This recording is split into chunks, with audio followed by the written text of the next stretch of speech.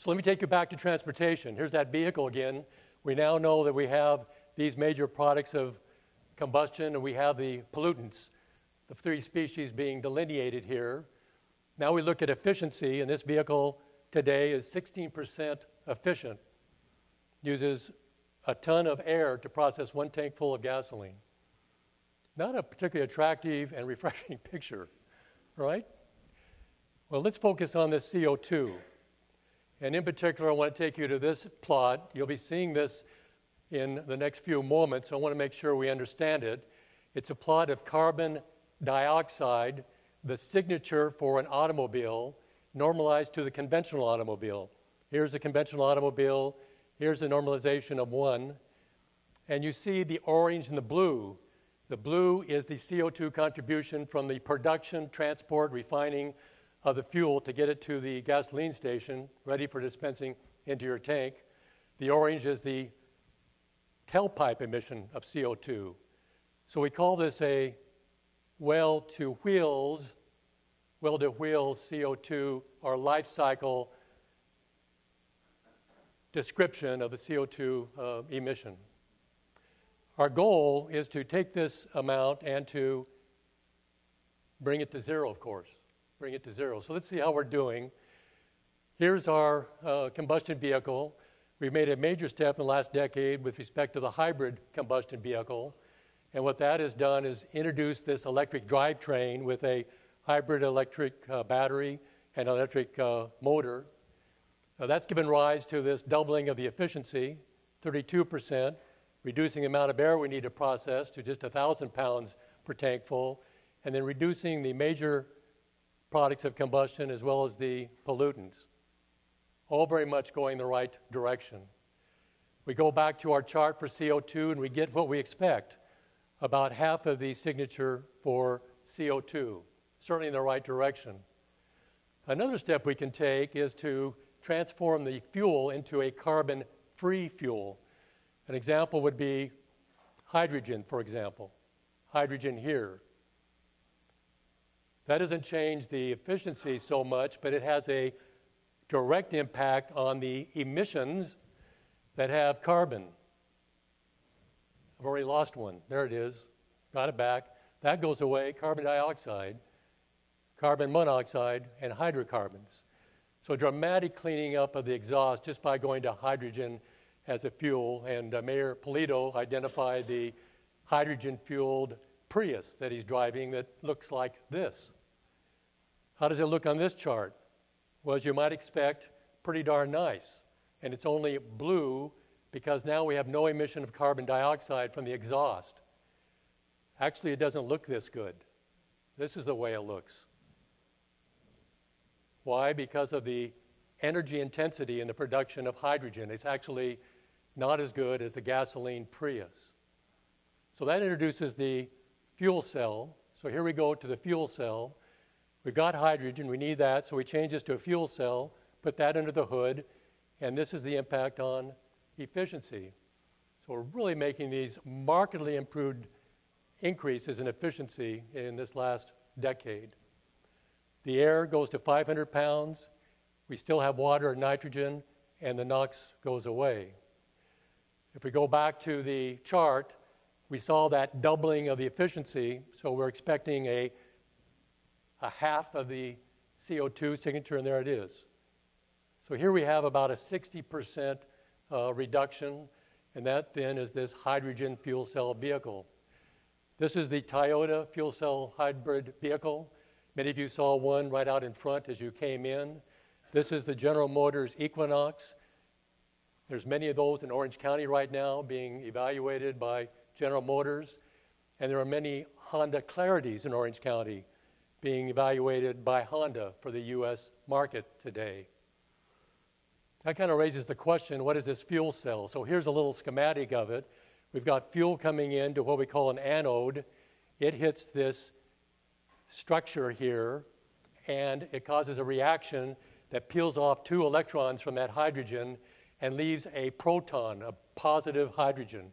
Here you see it. This electrolyte says, hydrogen, come on through. I kind of like you. But electrons, you're not welcome. you'll need to take another path, which for us in engineering is kind of neat because we can capture it, take it up through a load. Watch this. Ooh, there it is. Isn't that nice? And then the spent electrons come back, ionize the oxygen, then combine with the proton to give water out of the exhaust. Different types of fuel cells in our life. Proton exchange membrane, phosphoric acid, molten carbonate, solid oxide, to name 4.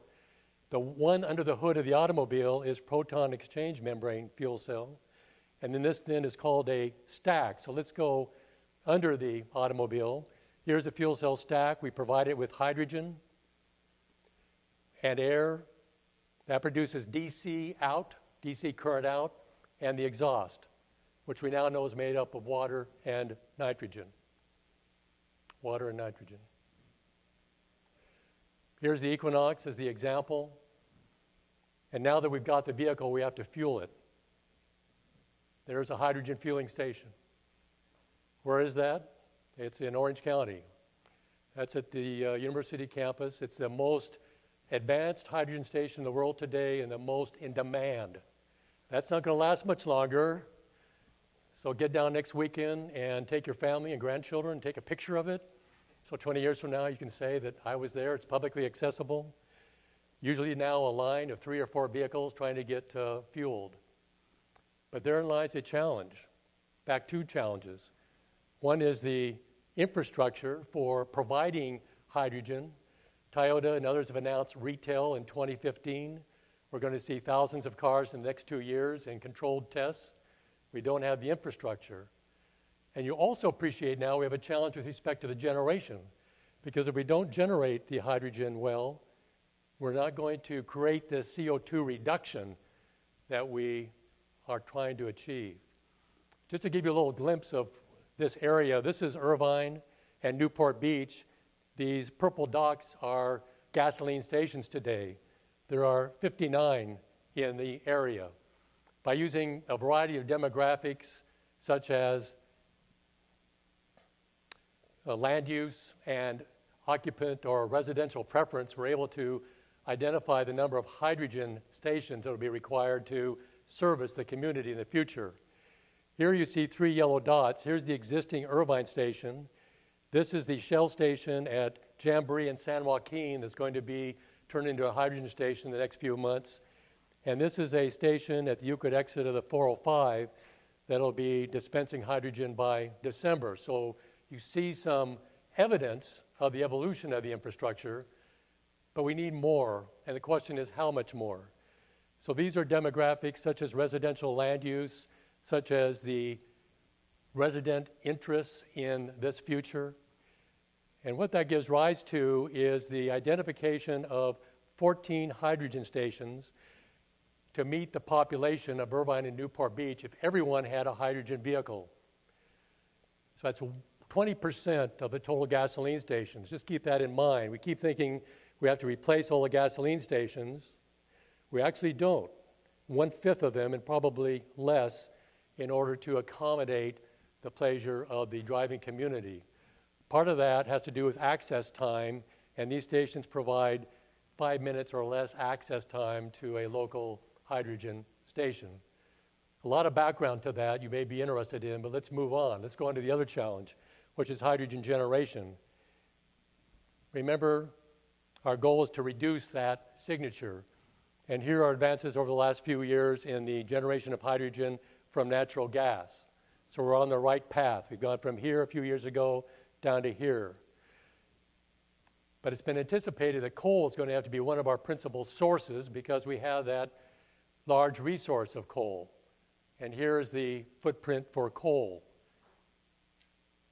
Not so encouraging. We're looking, many of us, at renewable solar and wind through electrolysis to produce hydrogen. Very encouraging, but not near enough quantity. We're still going to have to go back to coal or natural gas. How about biomass? That looks good. We look like we can make that advance on natural gas. Did you see that? This is what we project of improvements there. For coal, in the last 8 years, dramatic advances in advanced power plants for coal technology. Sequestration, yes, but also capture for building materials. Improvements in renewable, improvements in biomass. Still not quite zero, because this is where we want to be, at zero. I think we may have a technology that's about there.